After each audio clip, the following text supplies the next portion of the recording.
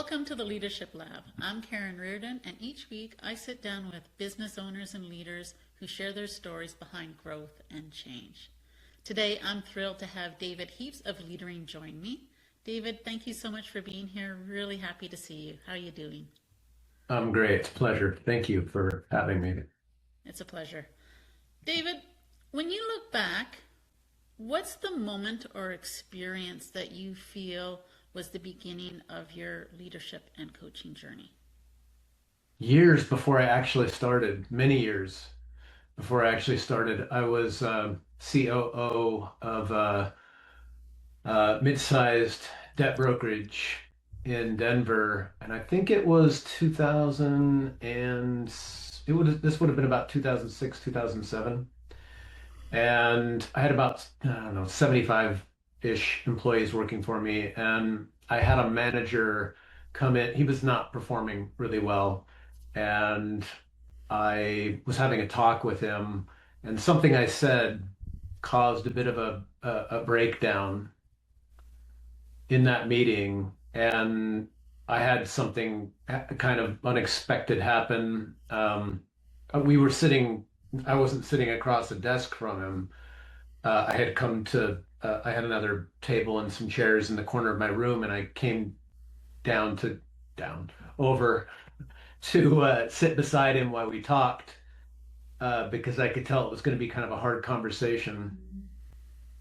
And I don't remember what exactly I said that triggered him. Something caused him to go into some pretty kind of deep feelings about things. And so while I was sitting there, I started having this really strange experience. And I saw this, this gentleman was older than I was. I was in my early 30s. He was probably in his mid to late 30s. And I saw this little boy sitting in a chair next to me. And I saw his dad and I saw his brothers, and I was kind of watching the whole dynamic in their family sort of um, playing out in my mind's eye. I didn't really know what was happening on one level, but on another level, I knew exactly what was happening, though I'd never really had anything like this happen before. And then at some point, I started speaking into what he was saying, and um, and it was as if I was sort of sitting in the chair beside myself, watching myself have a meeting with this guy. This sounds really strange, and it was very strange. I was actually sitting there kind of learning from myself. I didn't know the things that I was saying. They were just being said, and I was just like, wow, that's amazing. I wasn't quite putting together what was happening yet. At some point, everything kind of collapsed into normalcy, and he was kind of jaw on the floor and looking at me, and I said something encouraging. I knew what to say somehow, and he thanked me and he left the office. And I stood up and I shut my door and I walked out into the street and probably spent the next hour just kind of walking around town in Denver. And I didn't know what happened. I didn't know, like, I'm going to be a coach. It's nothing like that. I was just like, what just happened? But I wasn't scared. I wasn't confused. But I also, there was a little bit of dissonance because I knew this was big, Mhm. but I had no idea what I was supposed to do with it. So I didn't really know what to do with it. But you asked the question, and that's immediately what came to mind. So that was for me kind of the beginning of things coming together and also kind of starting to fall apart. Wow, what a pivotal moment. And it sounds like you had a bit of an out of body experience too. If you're watching yourself, you're sort of sitting beside yourself, watching yourself going through all of that um, with with your colleague. Where did you go from there? Like after that experience, obviously, like you said, there was dissonance. What happened next? Where did that lead you? Yeah, everything kind of started crumbling over the Mm, next year, I would say, as far as my desire to stay in that role, my desire to keep living the life I was living. Everything was just kind of everywhere I looked, it was just looking less and less appetizing to me, and I knew I was wanting something more. So I I think I created kind of a runway for myself to exit the company over the next maybe 12 or 18 months, which I did. And then I really started over. I really sold everything. I cashed in my safety net and I told everybody who would listen that I was quitting and that I was going to India and I wasn't going to come back for a year. I needed something to pull me out of my really comfortable life. Um, and so I did that. I didn't end up staying in India for a year, but I was there for I think around 6 months, and uh, yeah, and there's some deeper reasons for that, but I won't. If you want to ask, I'll answer, but I'll just let you guide. So you're in India. What are the next steps? What are the next? What does that path look like that got you today? I mean, it seems to be rather circuitous, and obviously nothing wrong with that. But it's just a very different path than most people traditionally take into the coaching space. Definitely the path less traveled. And so, yeah, if you could sort of help connect the dots from India to today, what does that look like?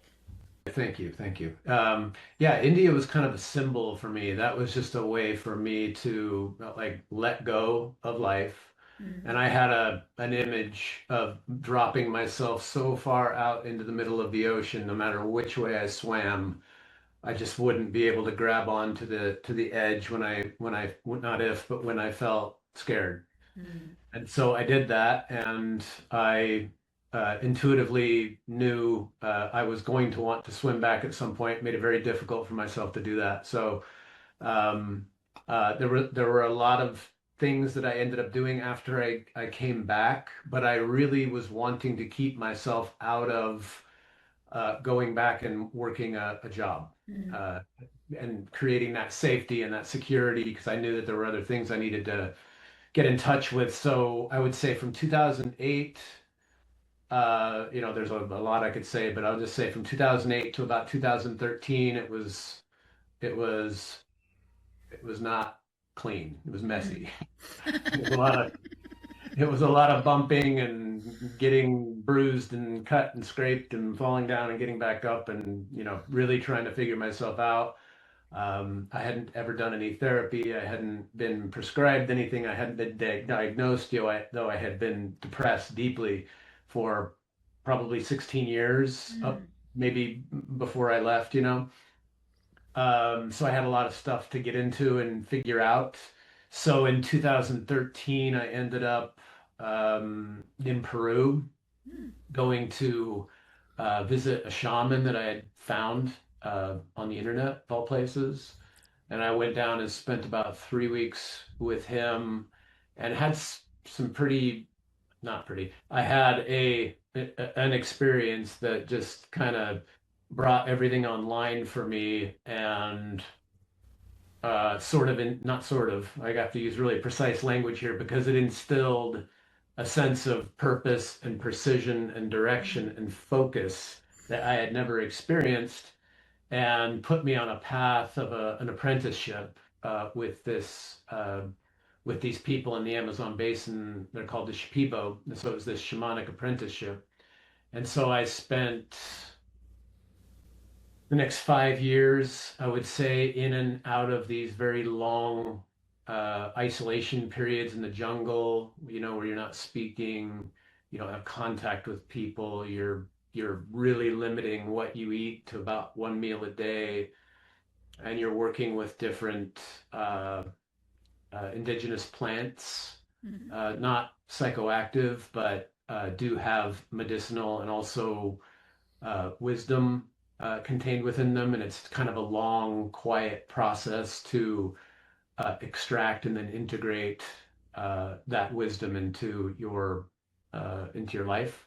So I still continue to do that, but I don't go to Peru to do these long isolation diets. That ended about 5 years ago for me. So I've been, working on that path for about the last 12 years. But I would say 2 years into it, to get to your question, I was in the middle of one of these isolation diets in the middle of the jungle, and uh, I I I basically received some direction that the next time I went home, I was to get out and start doing some.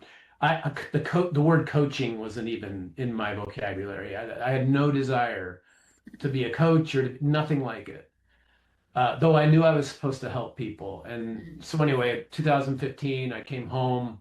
I built a website. I put myself out there, and then people started kind of coming into my sphere, and they just happened to be business owners and executives. And I had one in particular that had a very large business, very successful in business for a long time, and he hired me without really knowing me very well, and he really just hired me to come in and hang out. He just wanted me to come and be in his space for a certain number of hours every day, and just to kind of figure out what I could figure out, and ended up doing some really cool things with that company, and it just kind of led to the next thing. And 10 years later, this is all I do. What an incredible journey and a unique path that you've taken.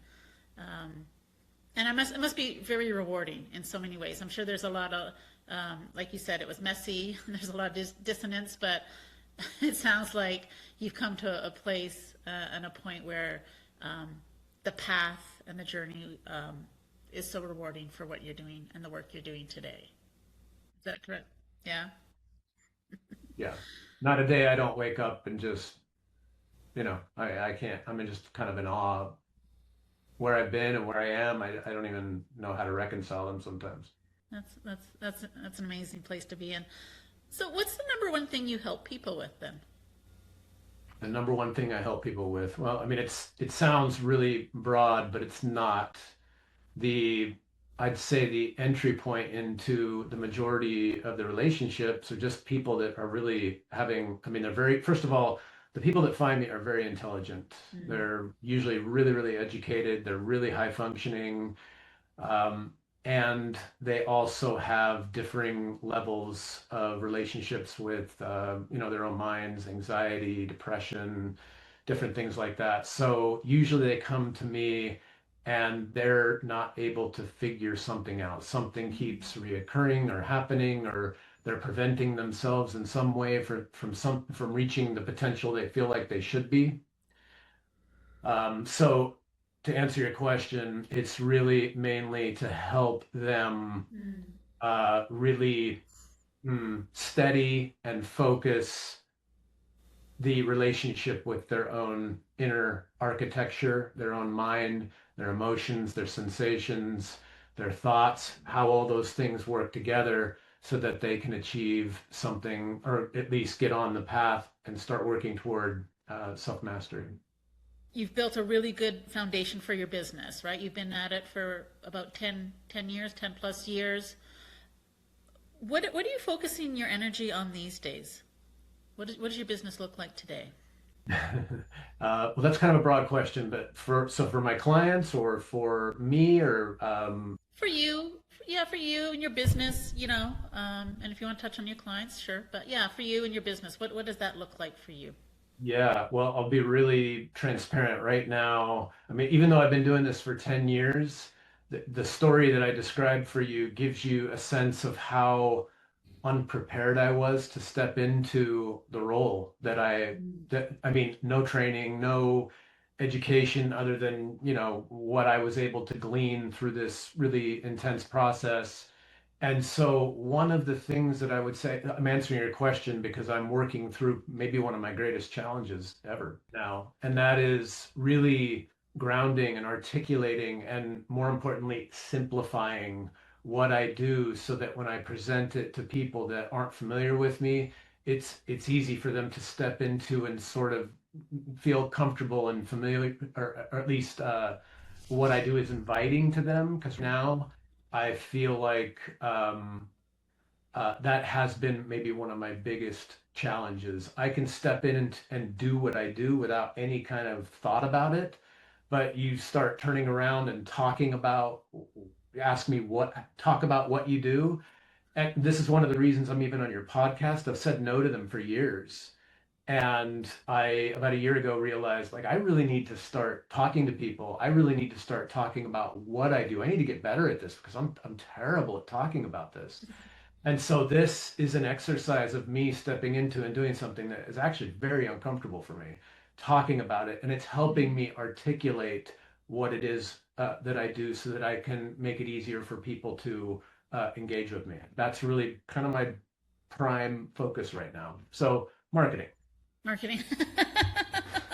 But I think we all, as business owners, have to focus on that and work on that to some degree or another in different ways, right? And I agree with you. It's always a challenge for me to talk about myself and without feeling like I'm self-promoting. But I think you touched on something that's important, that, you know, as the more you do it, the more clarity you gain within yourself, and the way, if you simplify it, it becomes just easier for people to digest, to understand, and connect with what you do. Is that what I'm hearing?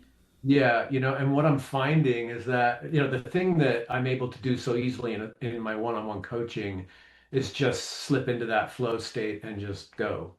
And I'm finding that the more I do this, same thing. I've had a little bit of my personality that I've had to work with, just some things in my history with kind of standing up and being seen that aren't so comfortable. So here I am, 52, all this work I've done, and yet that little boy still doesn't want to be seen sometimes. So Yeah, I can relate. I can relate. I have a little girl in there that can relate to that quite a lot.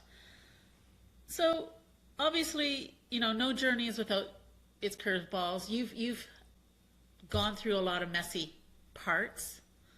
Yeah, something that has surprised you or challenged your assumptions as you built your business, as you've gone through your journey.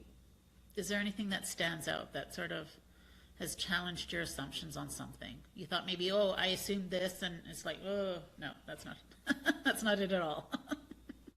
well, what's coming up for me right now is when I was very young, I did not like or do well in school.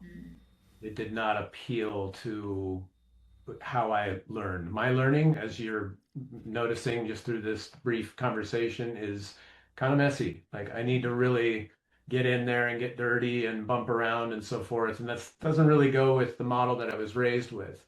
But part of that has come with that is that when I was younger, there was a bit of I think it stemmed from kind of a jealousy with other kids that did take to that model.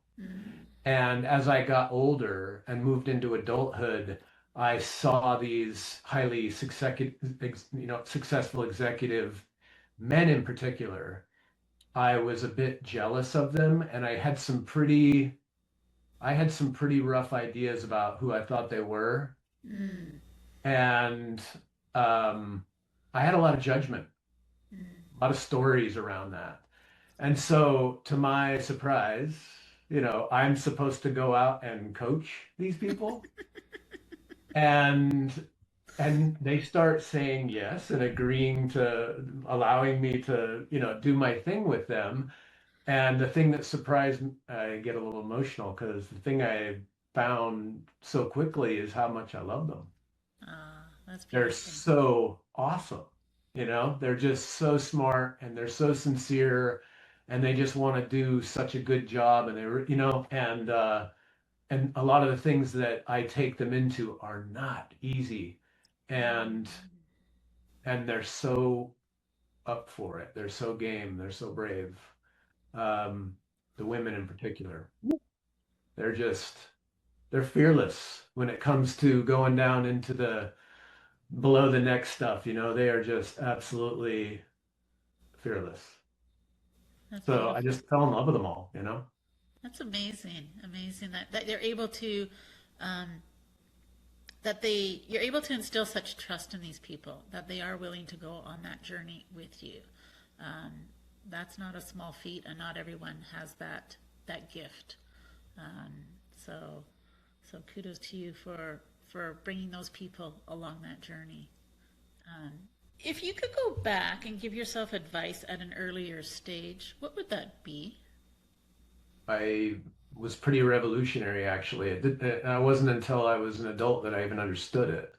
Mm, I, at a very young age, looked at what was being offered to me on the education front, and I had decided that was not for me.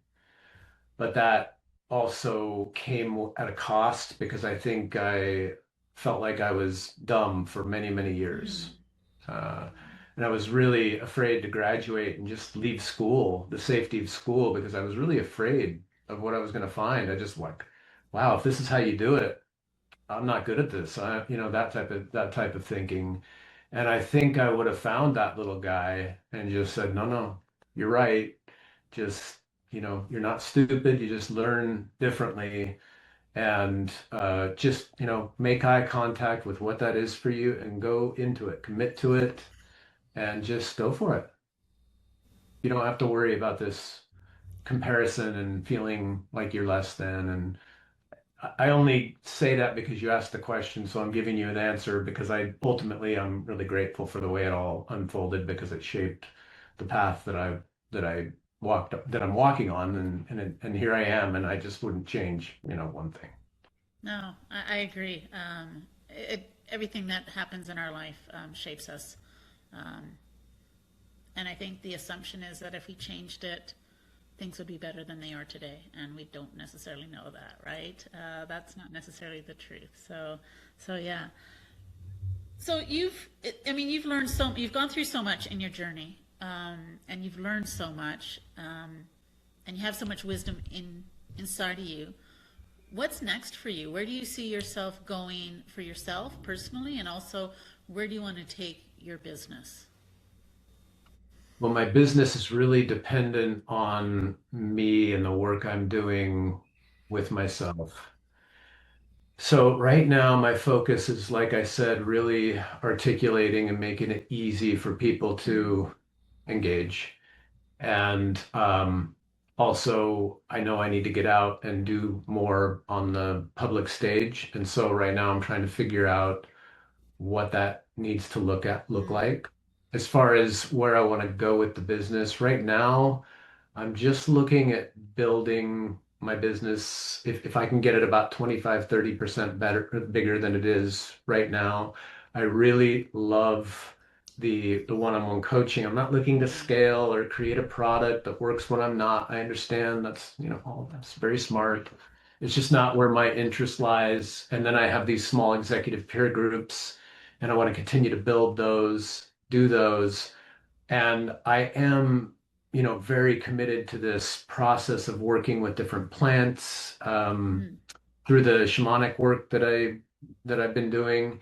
That is opening up and putting me in touch with more of what I'm here to offer, um, and so I'm just kind of always uncovering that. And once in a while, I have these really big shifts, and it just invites a whole slew of things that I didn't really know were on the horizon for me. So I have to be nimble and kind of go with mm, that. mhm. So I'm just really focused on doing really, really great work with my clients, a little bit of growth. You shared a lot of insight. You shared a little bit about, I think, what's shaping you with your medicinal plants. Is there anything else that you look towards or use as a resource to sort of, I guess, help grow yourself as a leader, personally, professionally, as a coach? I mean, I have my own mentors Okay. that, because I am kind of that person in my life for it seems like everybody. And it really took a long time to meet people that uh, that stepped into that role. One of them, like, it was so cool. I get a little tickled when I think about this because this guy is like 35. He's 35. I'm 52. And this guy is so my elder. Like, wow, the wisdom in this guy is just unreal. And his wife also, so she's a little more my age actually. And so these two are they're my people. And then of course I also have my wife who carries an immense amount of intelligence and wisdom and so I forgot the initial question you asked. I got a little caught. No, no, you're answering. I'm just sort of wondering what else that is shaping you and for yourself and for what's next, right? You shared a little bit, yeah. Yeah, okay, so a little less soft here.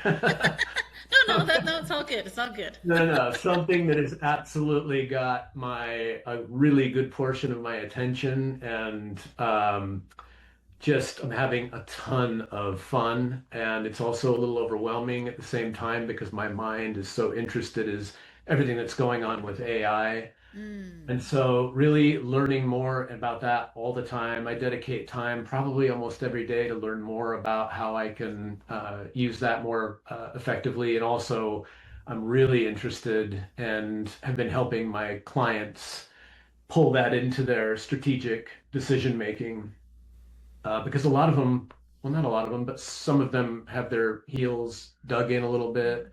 Some of them are, flat out resistant at the beginning. Some of them are further down the road than I am. But that is, it's amazing what's happening. It's also, I'm not ignorant to the fact that there are potential risks and dangers and all the I'm just focused on the other side of this right now, and I'm having a ball. It's incredible. so you use that for yourself and your business and also for your other clients. Is that correct? Yeah, yeah, yeah. I think yeah, we live in an. I think we're at a cusp here of an era with the advent of AI and the evolution. But I think like anything, it's a tool, right?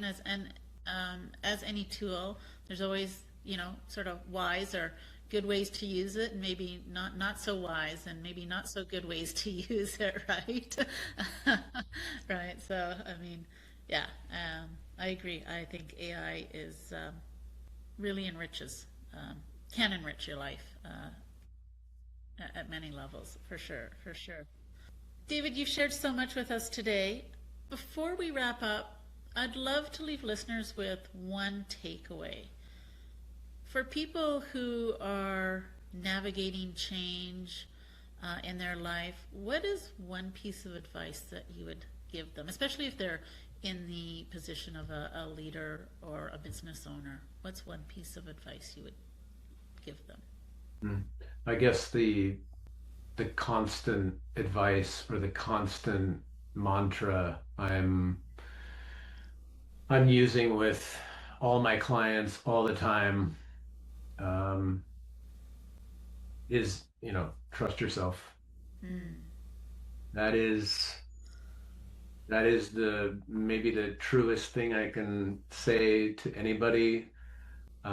What I've come to understand about myself is that it's really not about adding anything to myself. It's about taking away and revealing what's there.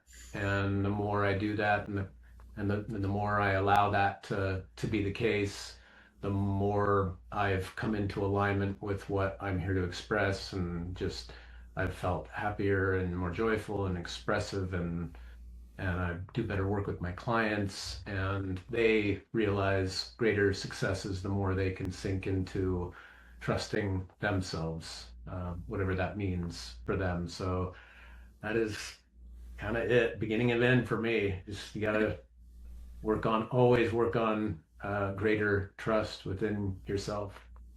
yes, yeah, wise words to live by for sure. I think a little easier than said, a little easier said than done for a lot of people, but definitely sage advice to take heed and at least try to apply it at whatever level is comfortable for you, or right. Yeah. So, David, where can people find you and connect with you? LinkedIn is great, and also my website, leadering.com. Those are the two best places to to find me. Perfect. Thank you so much for sharing your time with us today. I really enjoyed our conversation. Thank you. I did too. Great questions. Thank you. Oh, thank you so much. Thanks for tuning into the Leadership Lab. Until next time, keep leading with intention and curiosity. Thank you for spending your time with me today on the Leadership Lab podcast. My hope is that this conversation sparked a new perspective or reinforced something you already knew. Until next time, keep leading with curiosity and intention.